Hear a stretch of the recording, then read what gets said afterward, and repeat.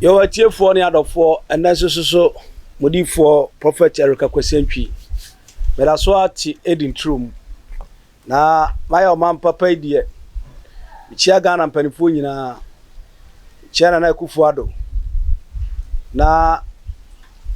michia Ghana man nyina. Am say enya ntie enya say the 8th parliament for Edia Akko Parliament say your president na Akuffo Addo yere any your vice president na yere yentua moka yo mama ya monsema parliament for yam pre omwe yeah na misuso sa papa mbisao mesreo ne ameka ne se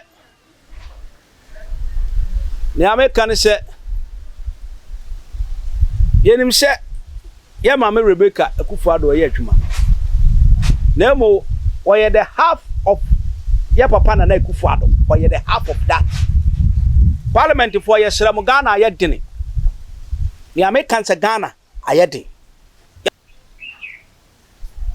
ya pamcho MPs ni ministers Ghana ayedene Ghana ayedene yenim so bia yi chop money ne ba ne yere yenim so bia bona yira kohoma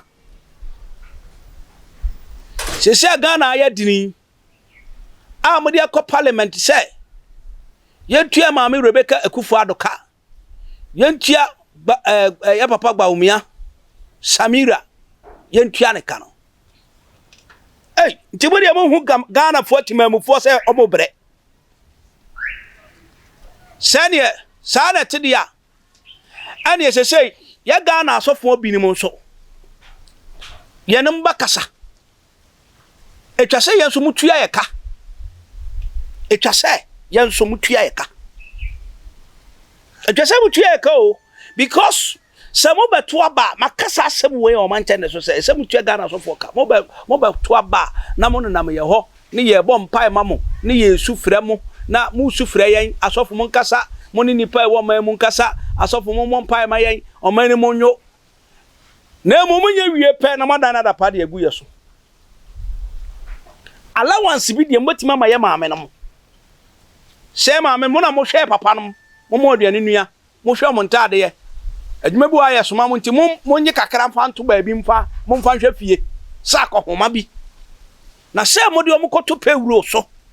na matuo mo kade nti mo hu se Ghana ayeden mikan obi betra twamadapa be se na Akuffo Addo ye president oya de papa meka oya na anya meka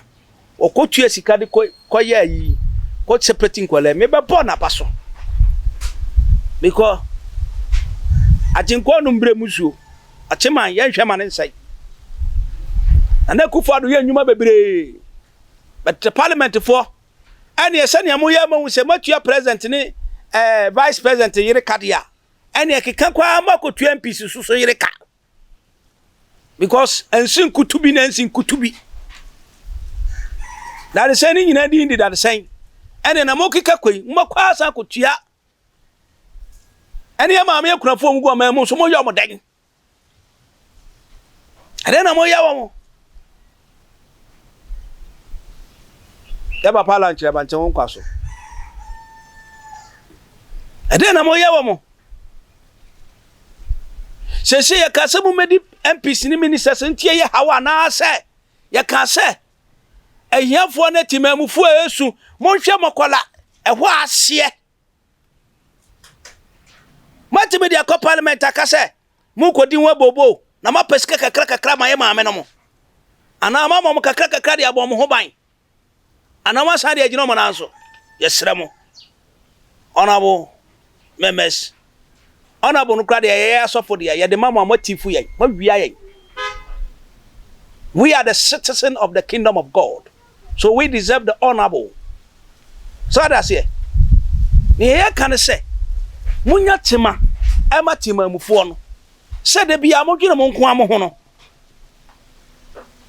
ya ma me de motima mom kaka kaka dia hom beti manfo se pedie mo de sa na mo kaka dia kwa MPC yiri na mo so because kutubi sin kutubi ensu de bronku na ensu de konkon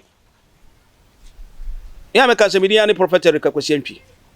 dodo na nim se sunzu maja e ma nyina president ya me ka se ye so man Ghana se si enti bibia se ye be ka kire mo ye ti ase so ye be ka kire mo ye ka se mo nti ase se Ghana no ahokyere bam ahokyere abam ahokyere bam yenso rabbi for ye didi monwe ye ho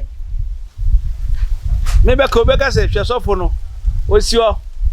no edidi matem poto na akọ o didi matem ko emfa me ho sa na wo di data be didi matem a ehyewa amanfo su ya ma menom mo abadaya ye nim se ma me Rebecca o abadaye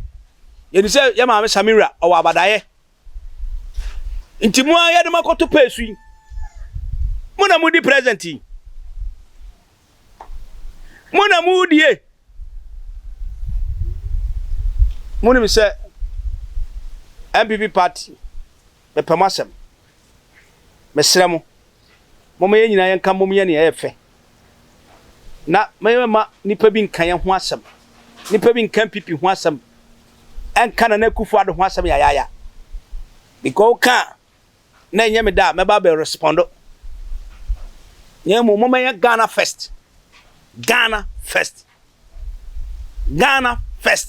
inti parliament fo amuji tu moy ye ni se mo aja tu mu no mo so mbetwetwe de akodumo yere no mo so ye ni mo betwetwe akodumo yere no mo so munya ye bihihie nya abadaye se eye timamufo ahiafo no moborofo no eno mo sika ena ye ditwa maka ko wampia uchiwa no ya tu petro mu a ebi nkan ya tu light be mu a ebi nkan until say 4 years e Monday de dia ma aso anso betu light be enti mumu yenya tema ne yenya ye bihihie ne yenya odo e ma man Ghana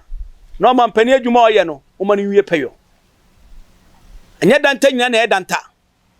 onyame onhyira bibia o tie no kore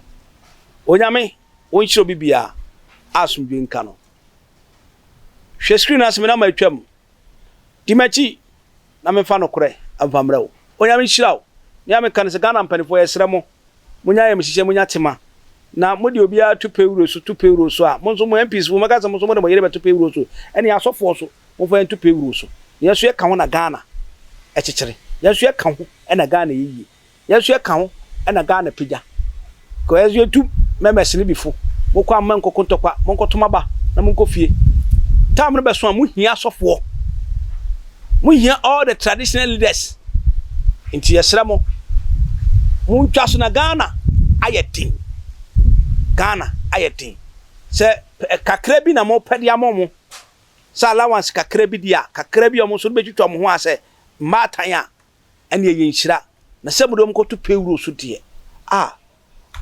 speaker of for parliament for Israel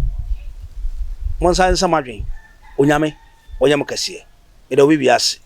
bye bye.